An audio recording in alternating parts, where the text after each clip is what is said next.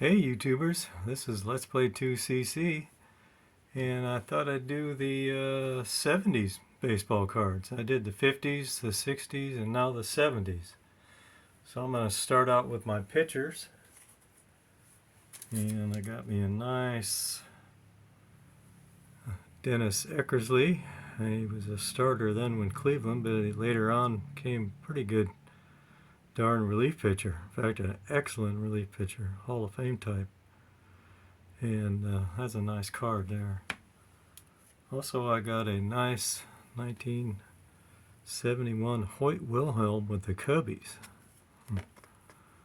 This is an excellent card because the edges on those things were just a nightmare to keep in shape. And you can see this one is in nice shape.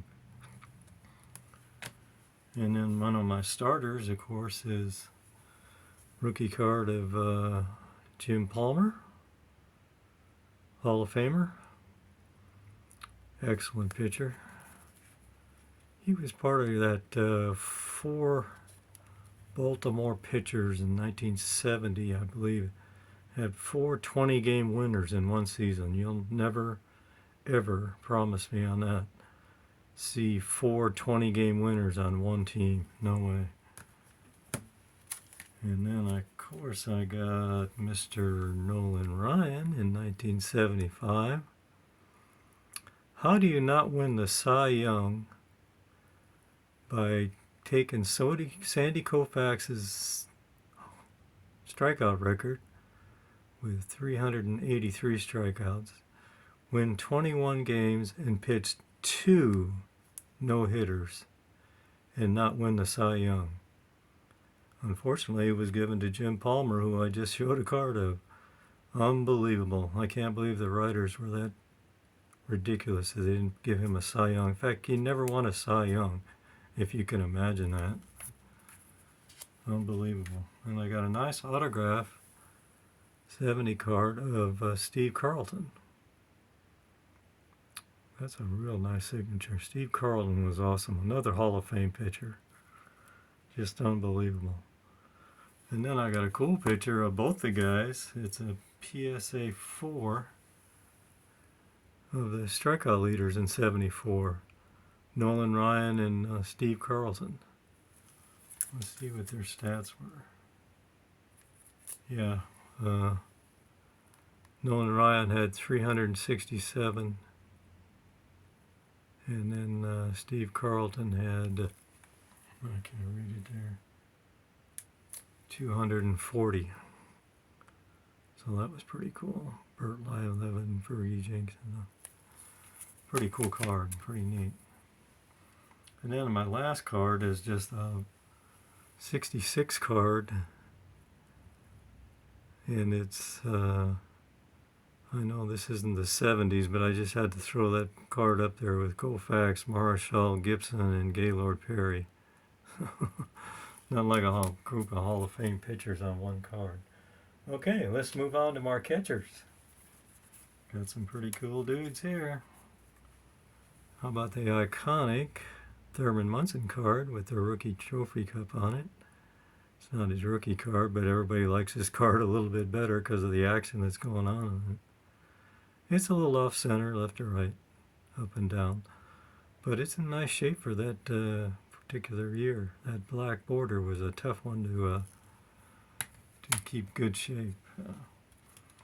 Then I got this is the 70s we're doing now, so this is a 1972 Carlton Fisk rookie card.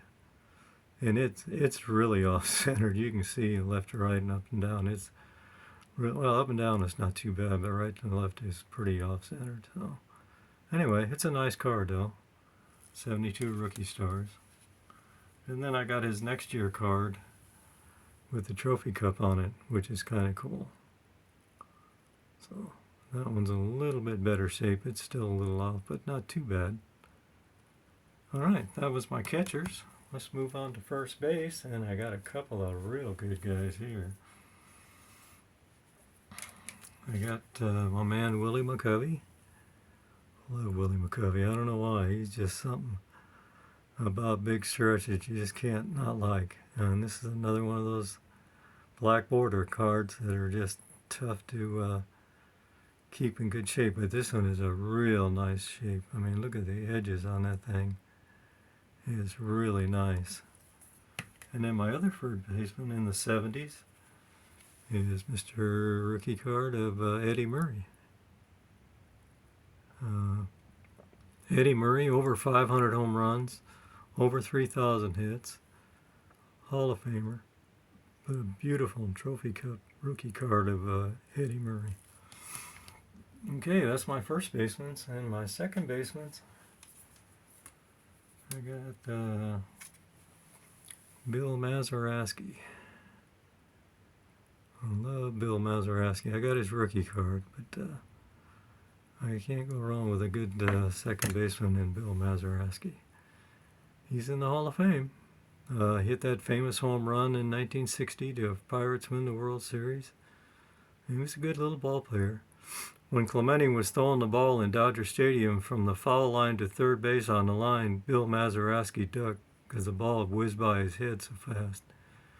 He's supposed to be the cutoff man, but he said, "Nah, I'll let this one go." And he threw out Ron Fairley by about 30 feet. Okay, shortstop's kind of interesting.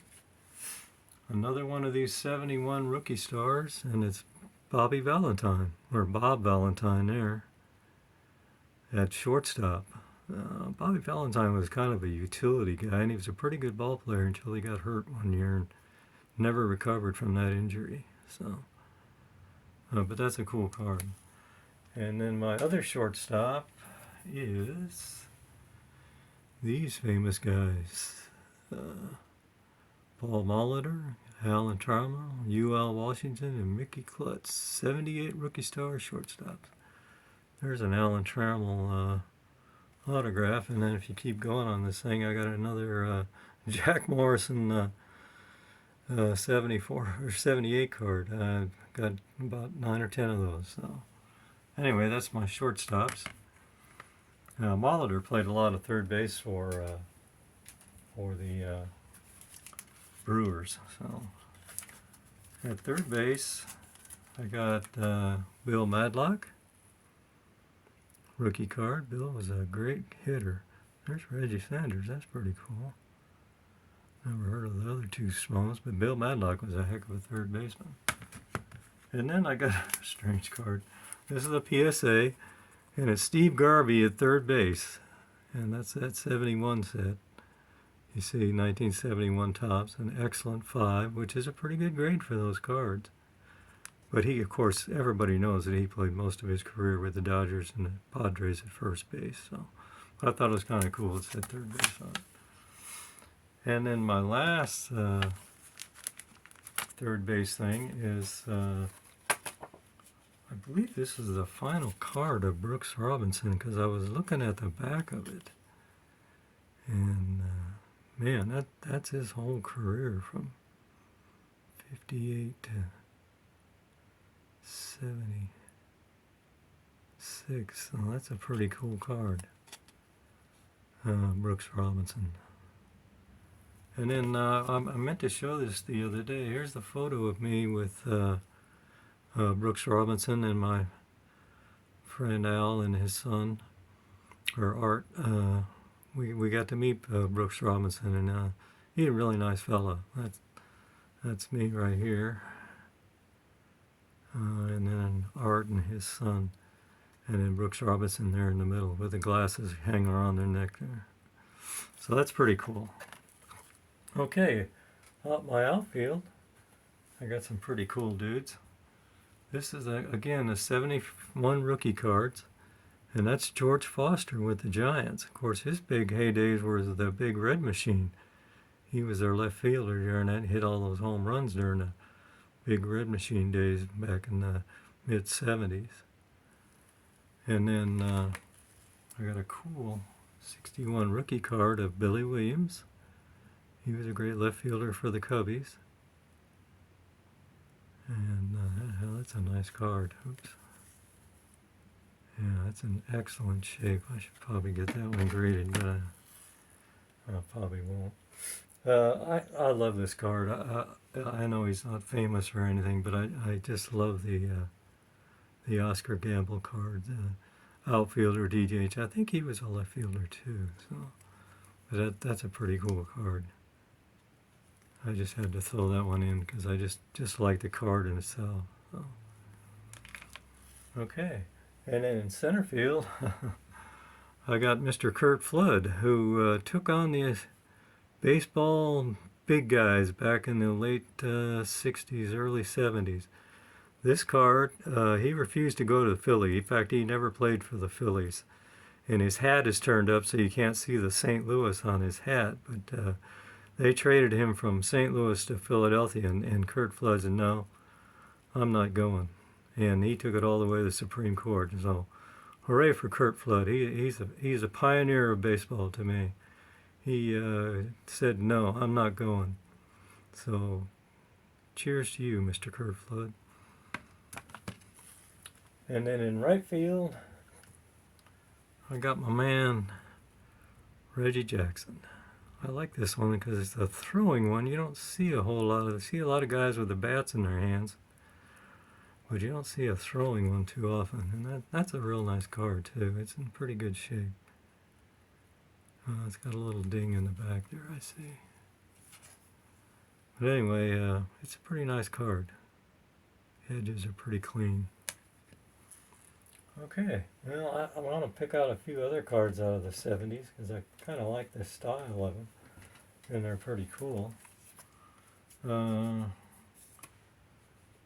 As the manager of the 70s teams, I'm going to pick my man Billy Martin, who has nothing on his hat because he changed hats so many times in the 70s, especially with the Yankees, so I'm sure that's why he doesn't have anything on his hat. Right here he's managing the Tigers in 71, so, and of course on the back it just has his lifetime career marks and stuff like that. It doesn't have any manager stuff on it.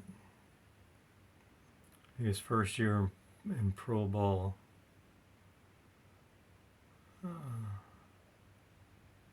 that's a strange number because he played in the 50s, but anyway, that's Billy Martin as the Tiger manager. Again, his hat is blanked out because, of course, you guys, he did his thing with the Yankees in the 70s too. So.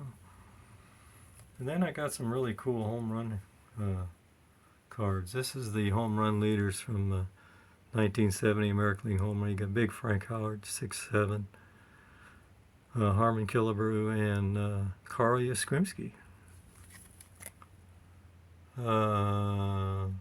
Howard had 44, Killebrew had 41, and Yastrzemski had 40. So that's pretty cool. See if I can get that to focus there. Yep. Let me pull it back. Oh, there we go. So that's pretty cool.